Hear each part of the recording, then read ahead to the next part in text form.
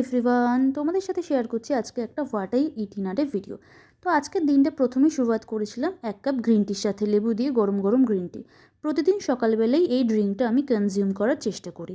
এর সাথে নিয়ে নিয়েছিলাম একটা বাপুজি কেক, যদিও বাপুজি কেকটা আমি খাইনি, একটুখানি টেস্ট করার জন্যই নিয়েছিলাম। এটা ছিল আমার মায়ের কেক। দেন আমি ব্রেকফাস্টে নিয়ে নিয়েছিলাম একটা মশালা চিজ অমলেট।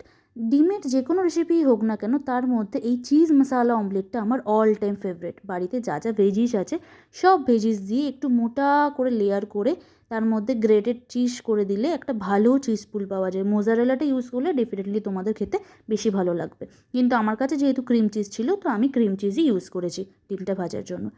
তারপর 11টা-12টার দিক করে অফিসে কাজ করতে করতে খেয়ে নিয়েছিলাম একটা আপেল, যেটা খুবই ভালো হেলথের জন্য। তারপর দুপুরে ছিল নানান রকম ভাজাভুজি এবং তার সাথে চিংড়ি মাছ, আলু এবং কুমড়ো দিয়ে একটা তরকারি, যেটা খেতে বেশ টেস্টি হয়েছিল। তারপর ইভিনিংয়ে নিয়ে নিয়েছিলাম একটা খাজা, যেটা আমার একটা বন্ধু এনেছিল।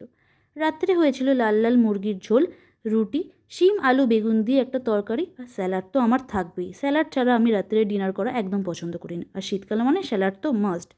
আর এই একটা সবজি হয়েছিল যেটা খেতে খুবই সুস্বাদু হয়েছিল। এবং রাত্রিবেলার লাস্টে খেয়ে নিয়েছিলাম একটা নলেন গুড়ের রসগোল্লা। এটা দিয়েই আজকের হোয়াটাই ডিনার ডে ভিডিওটা শেষ করলাম। ভিডিওটা কেমন লাগলো প্লিজ কমেন্টে জানিও।